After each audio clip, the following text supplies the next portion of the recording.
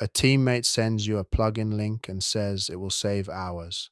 It adds useful commands, a skill, and a connection pattern for a tool your team already uses. The demo looks great.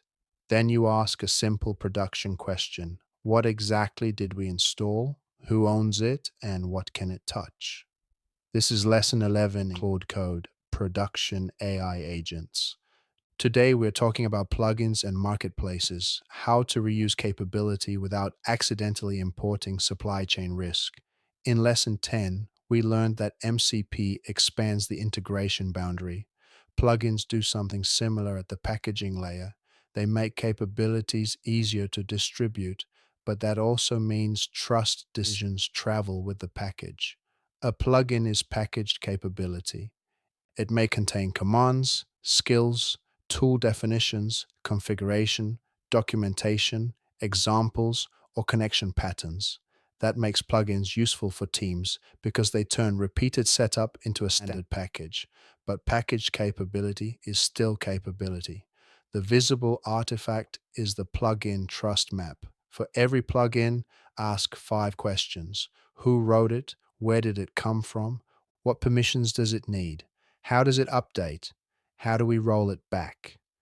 If those questions sound heavy, remember that the plugin may influence what your agent reads, writes, runs, and recommends. This part of the visual map matters because it shows the actual moving pieces: commands, skills, hooks, MCP config, examples. If one of those pieces is invisible, the team will struggle to operate the workflow under pressure. Use this checklist before treating the workflow as ready. Read source, check permissions, check network, check owner. These are not decorative boxes. They are the operating questions that decide whether the agent can be trusted outside a demo.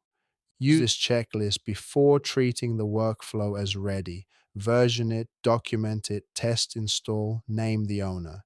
These are not decorative boxes. They are the operating questions that decide whether the agent can be trusted outside a demo. Use this checklist before treating the workflow as ready. Pin versions, review change log, test before rollout, have rollback. These are not decorative boxes. They are the operating questions that decide whether the agent can be trusted outside a demo. Walk through a real due diligence path. First, identify the source and whether the plugin is public, internal, or copied from a vendor example. Second, read the contents rather than trusting the package name. Third, list every capability it introduces: commands, skills, hooks, configuration, network calls, or local scripts. Fourth, name an owner who will maintain it. Fifth, decide the rollback path before rollout. This turns plugin adoption from a casual install into an auditable dependency decision. For an enterprise team, the safest pattern is an approved internal registry. Developers can still move quickly, but the team knows which plugin versions are approved, which versions are deprecated, and what review happened before approval. Pin versions by default. Read release notes before updates. Treat plugin changes as changes to the agent operating environment, not as cosmetic additions.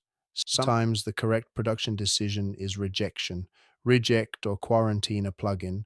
When the author is unknown, the permissions are broader than the use case, the package hides network behavior, the install process is unclear, or nobody owns maintenance. That does not mean the idea is bad. It means the package is not yet trustworthy enough for the workflow you are building. A useful mental model is an extension cord. It gives you reach. It carries power. It lets you work in places you could not reach before. But a bad extension cord can overload, expose wires, or connect the wrong thing. A plugin extends your agent environment in the same way. Consider a review plugin. Before installing it, read the source or package contents. Check which commands it adds. Check whether it shells out. Check whether it expects secrets. Check whether it calls the network. Check whether the version is pinned. The goal is not paranoia. The goal is informed trust. For a team plugin lifecycle, use a small governance path. Someone requests the plugin. Someone reviews the contents. The team approves a version. The plugin is published internally. Later, the team can update it, deprecate it, or retire it. That life cycle prevents invisible drift. Use a risk rubric. Provenance, do we know the author and source? Permissions, what can it access? Secrets, does it require credentials? Network, does it call outside systems? Maintenance, who patches it when the platform changes? The common mistake is assuming marketplace means safe. A popular package can still have broad access, weak maintenance, or unclear ownership.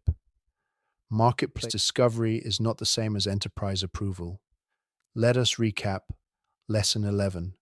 Plugins are reusable packaged capability. They can contain commands, skills, tools, and configuration. They need provenance, permission review, update discipline, and rollback. Reuse is valuable when the trust boundary is visible. The lesson learned is this: a plugin is supply chain. Treat it with the same seriousness you would apply to any dependency that can influence production work. Subscribe for Claude Code Production AI Agents. The companion book is linked in the description. In Lesson 12, we put the primitive stack together and build a production agent end to end.